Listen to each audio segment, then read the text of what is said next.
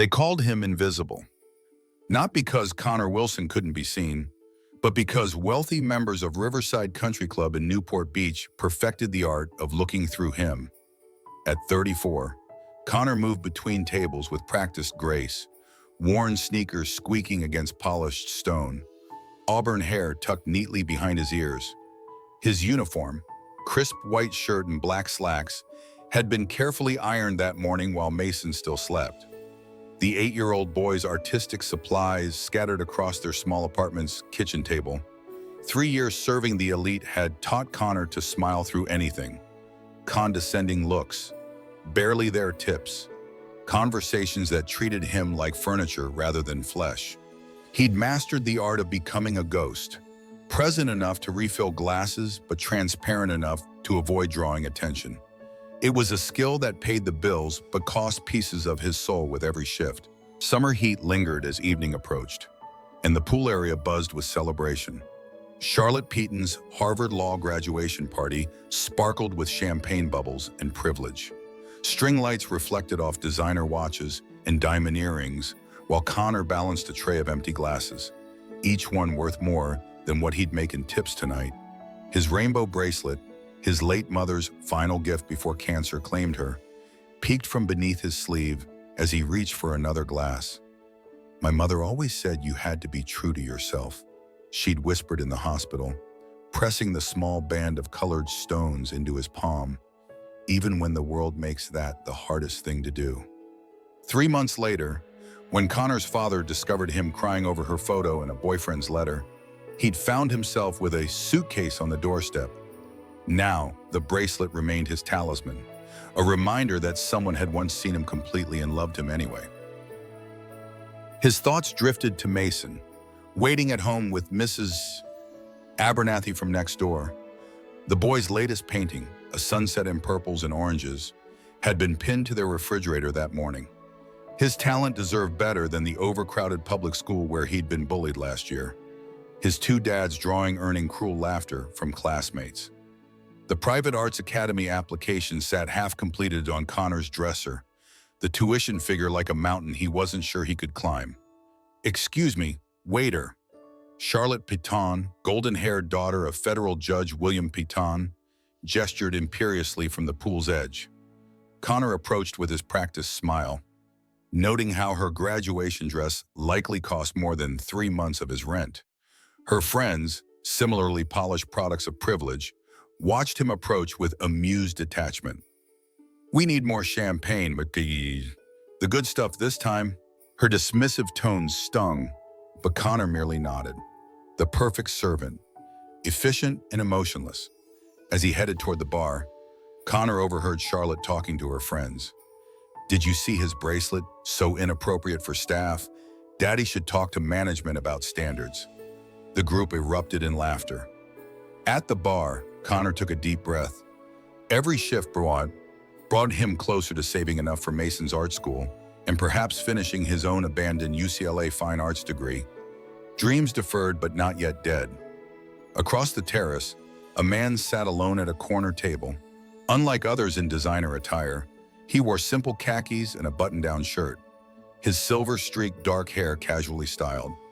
His watchful eyes met Connor's briefly, offering something rare in this world of marble and money: acknowledgement.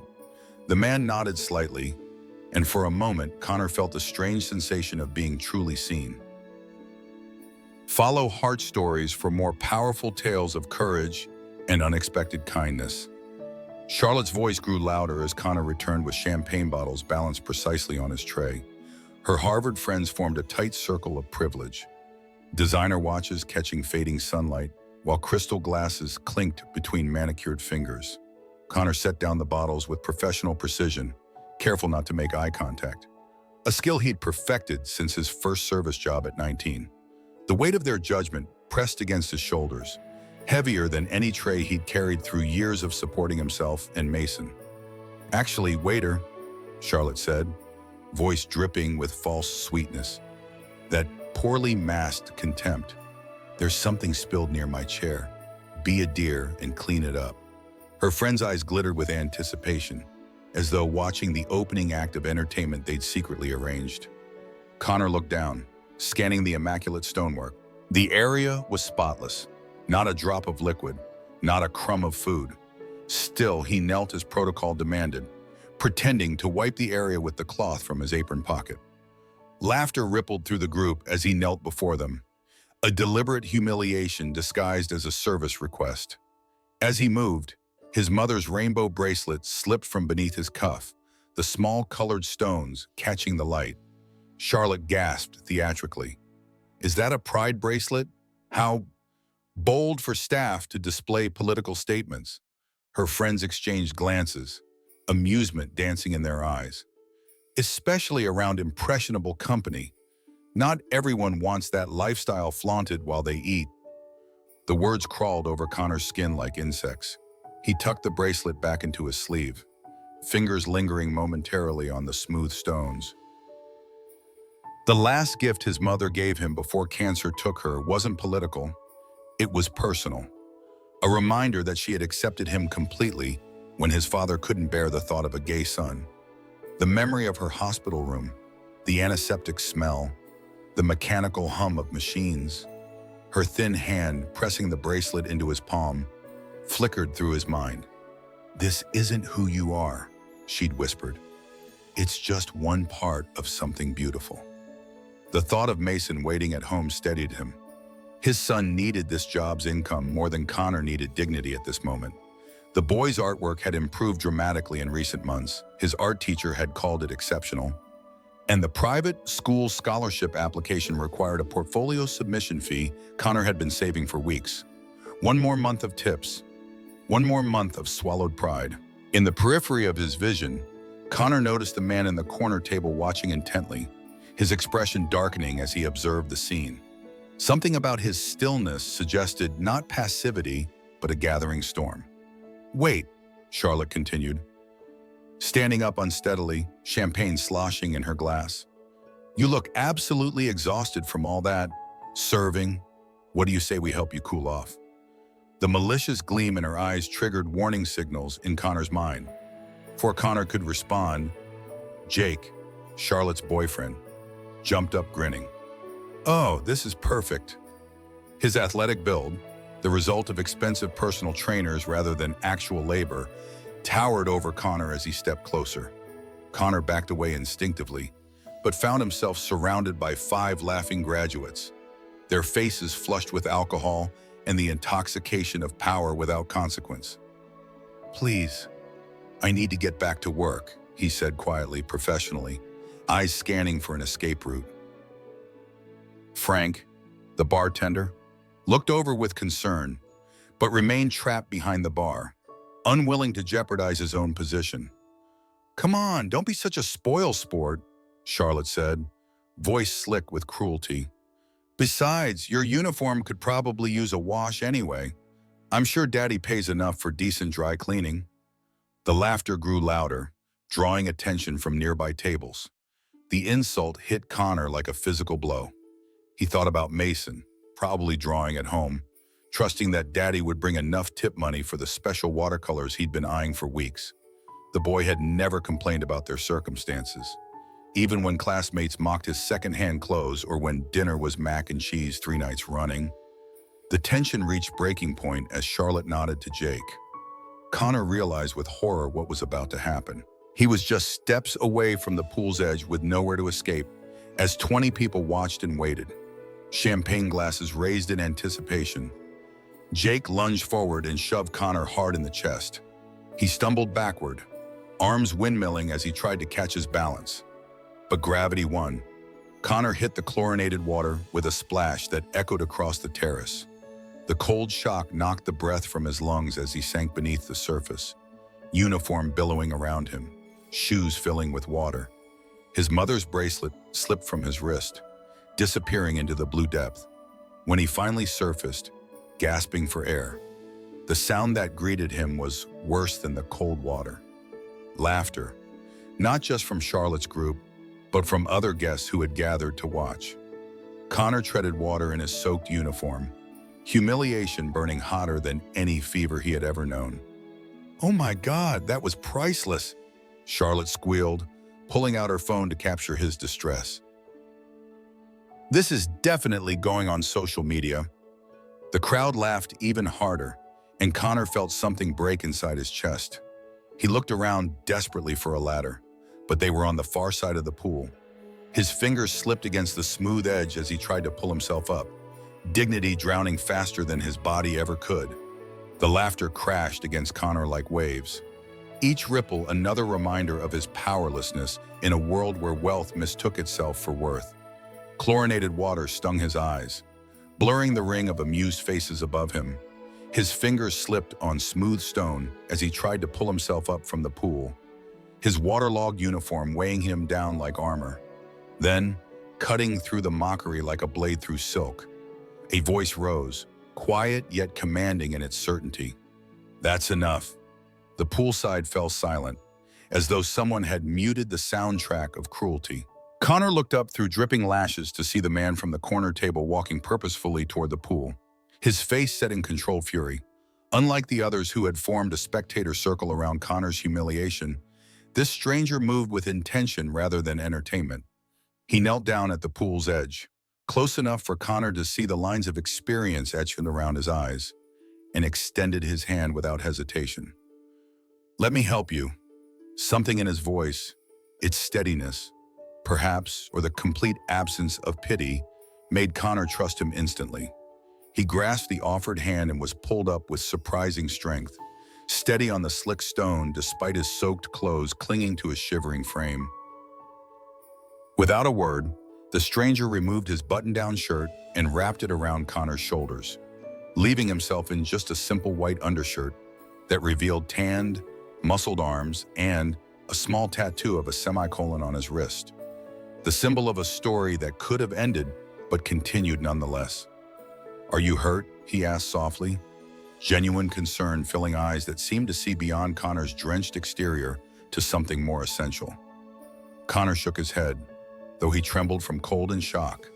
The loss of his mother's bracelet felt like losing her all over again, but that grief was too private to share with a stranger, no matter how kind.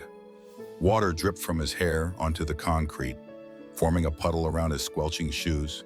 Charlotte started to protest, her champagne glass still clutched in one manicured hand. "Hey, we were just having some fun." The man turned toward her with such intensity that she actually stepped backward, high heel catching on the stone. His calm demeanor had transformed into something formidable, a quiet authority that commanded the entire space without raising his voice or even changing his relaxed posture. It was the bearing of someone who never needed to shout to be heard. "What I just witnessed was assault," he stated, addressing the silent onlookers with the precision of a prosecutor laying out evidence. "You deliberately pushed this man into a pool, and then you humiliated him while he was helpless. In most jurisdictions, that's a criminal offense." Charlotte tried to laugh it off, but it emerged as a nervous giggle that betrayed her growing unease. "It was just a joke. Everyone was having fun." She gestured vaguely to the crowd, seeking allies. "Everyone?" The man surveyed the gathering, his gaze moving deliberately from face to face. Many now studied their shoes or suddenly found their drinks fascinating. This man was working, trying to earn money to support his family. And you thought it would be amusing to assault him for entertainment. That says far more about you than it does about him. Judge Peaton materialized from the restaurant, sensing trouble at his daughter's celebration. His imposing figure, honed through years of commanding federal courtrooms, parted the crowd effortlessly. "What seems to be the problem here?" His voice carried the practiced neutrality of someone accustomed to hearing all sides before rendering judgment. Charlotte brightened immediately at her father's appearance, confidence returning like a shield. "Daddy, this man is making a big deal out of nothing. We were just playing around with the waiter." The stranger reached into his pocket and pulled out a business card, its surface embossed with a sleek silver logo. He handed it to Judge Peaton without commentary, letting the credentials speak for themselves. As the judge read the card, his face drained of color, the reaction of a man who suddenly realized he was standing on shifting ground. He looked up at the stranger, then back at the card, then at his daughter with growing horror. "Charlotte, do you have any idea who this is?" he asked, voice strained with the effort of maintaining composure. Charlotte shrugged, still defiant though uncertainty had begun to creep into her posture. Some random guy who needs to mind his own business. Judge Piton was already moving toward Connor, hands trembling slightly as he extended them in a gesture of apology. "Sir, I am so terribly sorry for what happened here tonight. This is completely unacceptable." The mysterious man spoke again, voice calm as winter. "My name is Daniel Sterling. I own Sterling Industries, and as of last month, I also own this country club." His eyes never left Charlotte as he delivered the information, watching realization dawn across her features. A collective gasp rippled through the crowd. Even Connor recognized that name despite his limited interest in business news. Sterling Industries was one of the largest technology companies in California. Its founder known not only for revolutionary software development, but for his philanthropy and advocacy for workplace equality. Charlotte's expression transformed from confident to confused to terrified in seconds. That's impossible," she stammered, looking to her father for rescue. You don't look like..." Daniel smiled coldly. "Like someone who judges people by their character instead of their bank account. Like someone who remembers what it means to work for a living." He turned to Connor, his expression softening immediately. "Sir, I'd like to offer my sincere apology for what you've experienced here tonight. This behavior is not what this establishment represents, and there will be immediate consequences." Daniel guided Connor toward the main building, his hand gentle but steady against Connor's back. Night had fully settled now, turning the pool into a glowing blue rectangle behind them. The wet uniform clung uncomfortably to Connor's skin, but the shame felt heavier still, a familiar weight he'd carried since childhood when his father had called his nature an embarrassment to the family name. In the manager's office, all mahogany and leather with photographs of famous members adorning the walls, Connor changed into dry clothes provided by staff. The simple khakis and polo were too large, making him look younger and more vulnerable than his 34 years. When he emerged from the small bathroom, Daniel was waiting with hot tea and a concerned expression that contained no trace of the coldness he'd shown poolside. Steam rose from the porcelain cup like an offering of warmth after too much chill. "Are you feeling better?" Daniel asked, gesturing to the leather chair opposite him. The overhead light caught the silver in his dark hair, revealing a man perhaps in his early 40s, with lines around his eyes that spoke of both laughter and struggle. Connor nodded, though uncertainty lingered in his movements. His hands cupped the warm tea, seeking comfort in its heat. "I don't understand why you helped me," he said quietly, the question that had been circling his mind since the poolside confrontation finally finding voice. "You don't even know me." Daniel smiled, and for the first time that evening, it reached his eyes, transforming his entire face. "My mother was a waitress when I was growing up in East Los Angeles. She worked 3 jobs to keep food on our table after my father left. I've never forgotten where I came from or how hard some people have to work just to survive." He ran a hand through his hair, a gesture that humanized the power he so effortlessly wielded. "When you've been invisible, you learn to see others who've been made to disappear." He paused, looking out at the now empty pool area through the office window, lights still twinkling above vacant chairs. People like Charlotte think money gives them the right to treat others as less than human. They're wrong, and I've spent my life proving that. Judge Piton entered the room without knocking, his usual commanding presence diminished by the circumstances.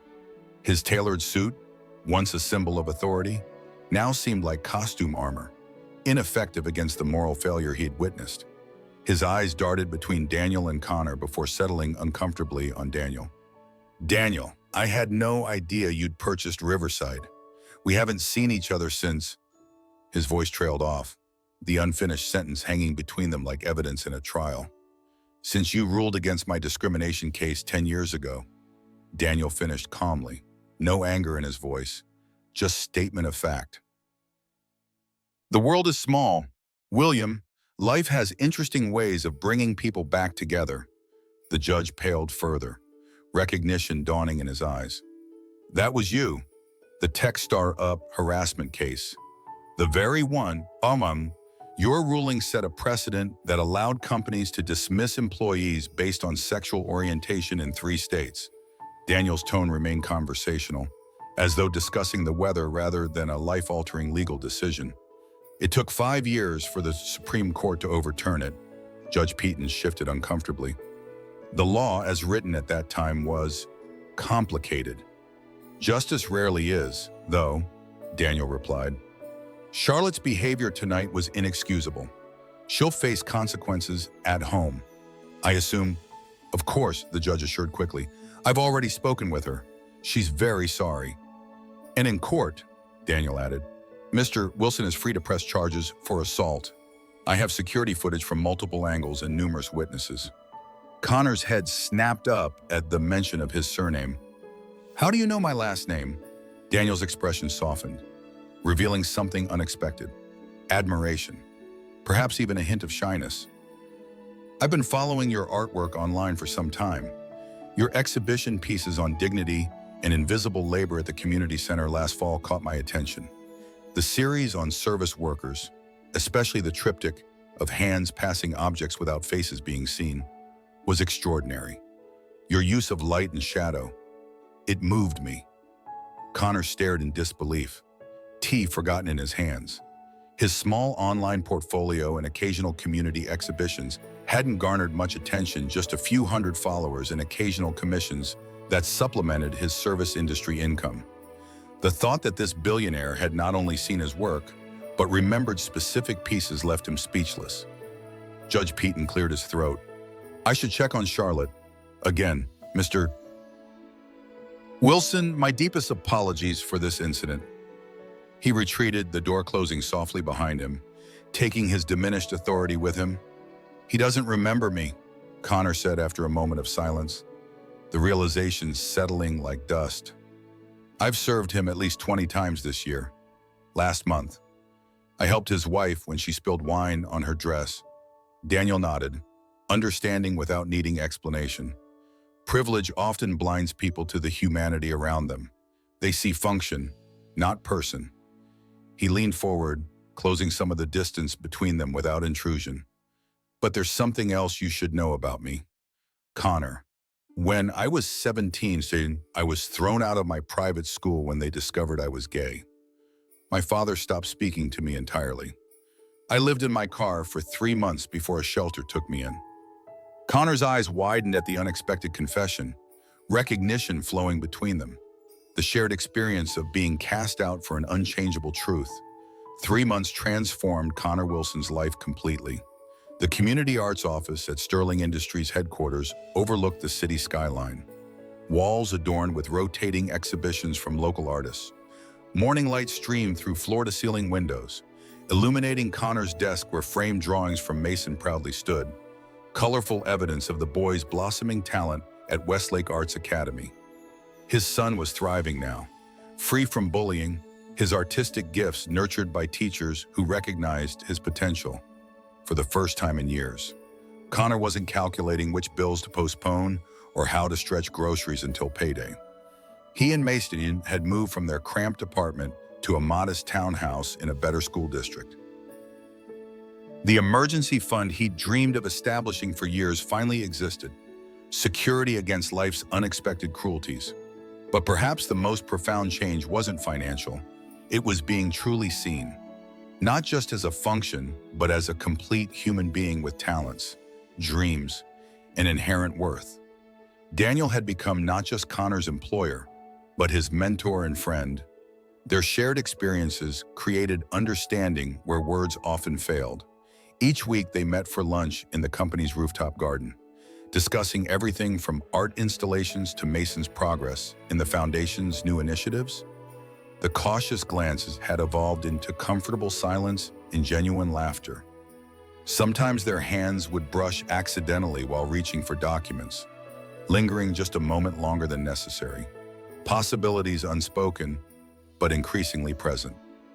Connor supervised Sterling's foundation that funded arts education for underprivileged youth and LGBTQ support programs. The rainbow bracelet lost in the pool had been replaced with a new one, not identical, but meaningful in its own way. Daniel had commissioned it from an artist who worked with at-risk youth, the colored stones representing not just pride, but resilience and new beginnings. Connor touched it often, a tangible reminder that loss sometimes cleared space for unexpected gifts. The transformation reached beyond Connor's personal life. Charlotte Piton had faced consequences both legal and social after video of the incident leaked, despite her father's attempts to contain it. The experience had shattered her privileged bubble, leading first to community service and, surprisingly, to genuine remorse. The judge's daughter now volunteered at a legal aid center, learning what justice meant beyond her father's courtroom. She had even sent Connor a handwritten apology that spoke of shame, growth, and the painful recognition of one's own cruelty. Judge Peaton's perspectives had shifted too, subtly but significantly, after witnessing Connor's work transforming the foundation. After seeing the impact of inclusive programs on vulnerable youth, the judge began reconsidering his previous legal positions. Small changes appeared in his recent rulings, subtle acknowledgements that perhaps his understanding had been limited by his own experience. He would never be an activist, but he had begun to listen more carefully to voices previously dismissed. Riverside Country Club underwent its own revolution under Daniel's ownership. Anti-discrimination policies were implemented and enforced. Staff who once feared speaking up now had protected channels for reporting mistreatment. The unwritten hierarchy that had placed servers beneath members' contempt was dismantled through training, accountability, and Daniel's own example of treating every employee with respect. On the opening night of Connor's first major gallery exhibition, titled simply Dignity, the room filled with unexpected faces. Art critics mingled with former co-workers from the country club. Mason proudly gave tours to other children, explaining his father's artistic techniques with adorable precision. Daniel stood beside Connor as they greeted guests, their shoulders occasionally brushing, comfort and possibility flowing between them like silent conversations. Has someone ever recognized your worth when others couldn't see it? Has a single act of kindness changed the trajectory of your life? Share your story in the comments below.